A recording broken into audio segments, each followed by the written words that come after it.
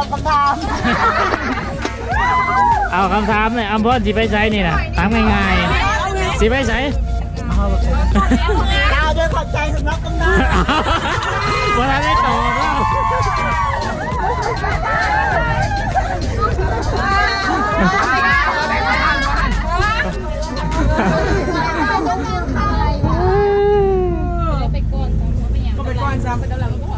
มันสั่นนั่งอยู่นี่กับนั่งอ่านกับมาตั้งกันนะจะยูหันยังว่างอยู่นี่ก็ว่าง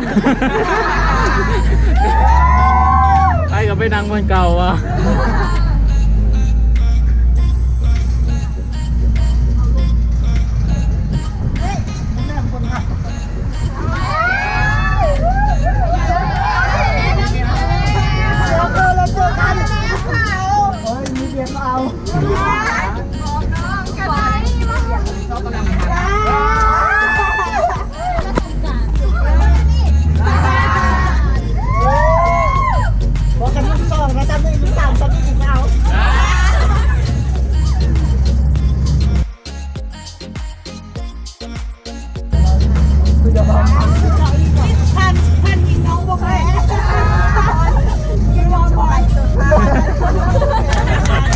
สะบอกกินสมสม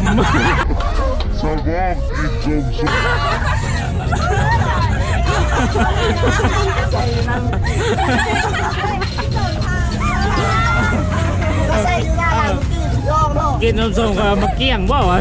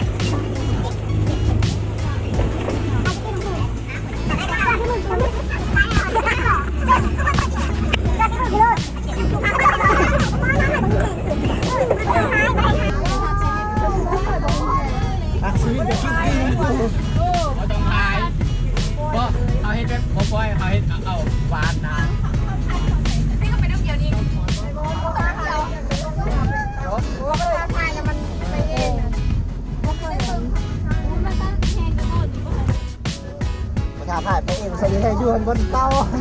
โอ้แต่ว่าถ่ายหัวใจเราอยู่บนเตายังไงถ่ายน้ำลงหมดเลยตรงเขามาน้ำคนเดียว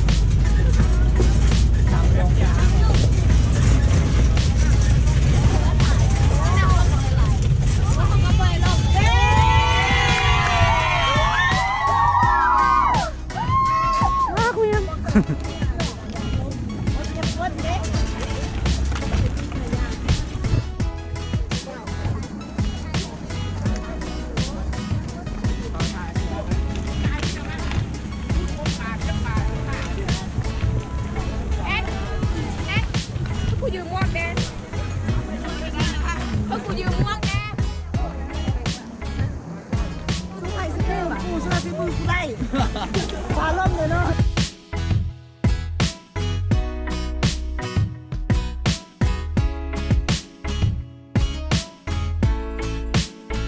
ว่าจะเข้ามันใส่อยู่ชั่วโมงเดียว เนี่ย อันนี้ เสี่ยว เราจะมีไก่อยู่5คนถ้าว่าไผร้อยน้ำบ่เป็นพายเรือก็ได้เราออกมา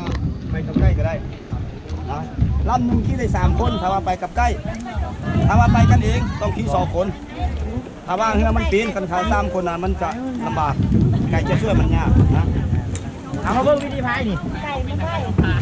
ผู้ใดเคยพายเรือยกมือดูเคยพายเรือ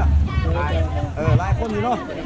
วันนี้ถามว่าหลายคนเคยพายเรือเขาจะเอาอาทิตย์น้อยๆบ่หลายบ่ใช้เวลาที่เดียวตัวไปพายเนาะครั้งนึงมันจะใหญ่เนาะแล้วเบื้องหนึ่งมันจะน้อยถามว่าพายถนัดครัวน่ะเขาต้องจับด้วยขวามือถามว่าเขาถนัดซ้ายจับเป็นสายก็ได้แต่เขาเนี่ยเขาถนัดครัวเขาต้องจับแบบนี้โลโก้มันอยู่ข้างหลังเรียกว่ามันมีตัวห่างเนาะต้องพายขวา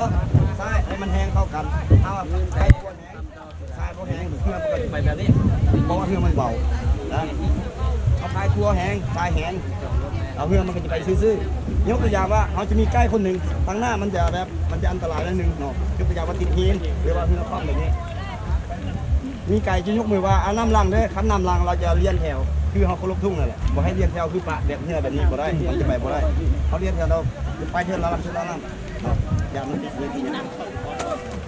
ยกตัวอย่างว่าเขาไปไก่จะบอกว่าขวามือทางหน้าทางหลังต้องไปขวาไปขวา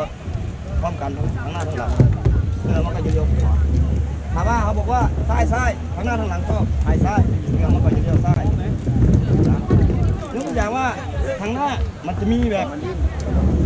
น้ำต่อไม้บอส่วนเนื้อมันจะต่ำขนาดยกจากว่าเขาอยากให้มันเลี้ยวไปบุกตัวไวๆคนข้างหลังลองนานหน้าคนหัวด้านหน้ากระสับแบบนี้แหละไก่กระบอกเลือดคนข้างหน้าก็สามารถไปได้เนื้อมันก็จะเลี้ยวขวาตอนนี้เขาว่าแบบติ๊กให้มันไวนะถามว่าเข้าใจมันง่ายๆเข้าใจป่ะเข้าใจแล้วจะขึ้นยกอย่างว่าน้ำ เนื้อมันจะติดกับนี้นึงบอกแล้วคนข้างหลังก็ลงแล้วก็สุกเนื้อบอกให้เอาบอกไปถ้าสิบสักอันนี้มันเป็นพลาสติกมันหักง่ายหักตามกันเลยลิ้นน้ำสระน้ำใส่กันก็เป็นอย่างบอกให้เอาบอกไปดันยกอย่างคนข้างหน้าโอ้มันจะตำหินนะจานเอาบอกไปดันไว้มันตำเลยแต่ว่าเขาเป็นใกล้แค่บอกไปพักไปหนึ่งหรือว่าเสียไปหนึ่งเขาก็จะเห็นอันนี้เลยจนว่าจุดทางไม่ผ่านไปหนึ่งรอบแค่นั้นไป1 2 3บาท มาเอาบ่ได้เอาป้ายมาเนาะนี่ เขา พระเจ้า ก็ได้สั่งมาที่คุณคนมาเอาเนาะทุกคนเข้าใจเนาะ